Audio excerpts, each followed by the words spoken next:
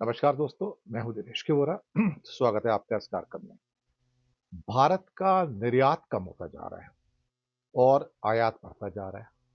अभी जो अगस्त महीने के फिगर्स रिलीज हुए हैं तो उनको देखेंगे तो सिर्फ 34 बिलियन डॉलर के ऊपर हम लुढ़क गए हैं एक्सपोर्ट के अंदर। ये 40 बिलियन डॉलर तक हम पहुंच गए थे एक साल पहले तक, लेकिन वहां से जो हमारी लुढ़कना स्टार्ट हुआ है तो अब वो रुकने का नाम ही नहीं ले रहा है। इन हालातों में जो आयात हैं, जो इंपोर्ट्स हैं, वो बढ़ते चले जा रहे हैं और 64 बिलियन डॉलर के इंपोर्ट्स हुए हैं।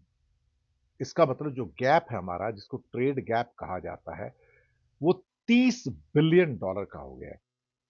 हालांकि डॉलर बहुत है हमारे पास, उसकी कोई चिंता नहीं है, लेकिन जो पेट्रोलियम गुड्स के एक्सपोर्ट में जो कमी आई है और जो जेम्स एंड ज्वेलरी में कमी आई है, वो बहुत बड़ी कमी है।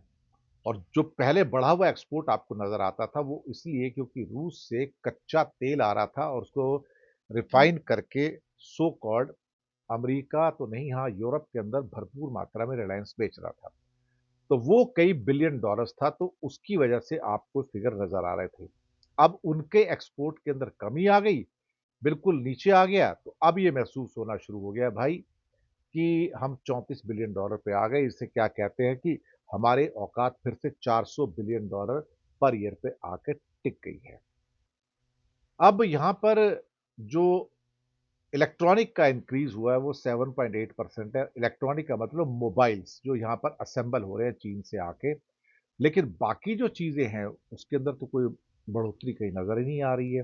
तो ये हमारी जो जेम्स एंड ज्वेलरी सबसे बड़ा एक विंग होता था, उसके अंदर तो एक बहुत भारी कमी आई है। अब दूसरा यहाँ पर एक समस्या और भी आ रही है कि जिसमें कहा जा रहा है कि व्यापार घाटा अगर इस तेजी से बढ़ेगा तो इसका मतलब ये हुआ कि फिर अगर लगातार और एक साल तक ऐसा चला तो हमारे पास जो डॉलर्स चाहिए उसके अंदर भी काफी हद तक चिंता की रेखाएं खिंचनी शुरू हो जाएंगी। हालांकि अभी कुछ लोग कह रहे हैं कि अभी तो इतनी चिंता की रेखाएं नहीं है, लेकिन आने वाले दिनों में ये चिंता की रेखाएं बढ़ सकती हैं। शुक्रिया आपका।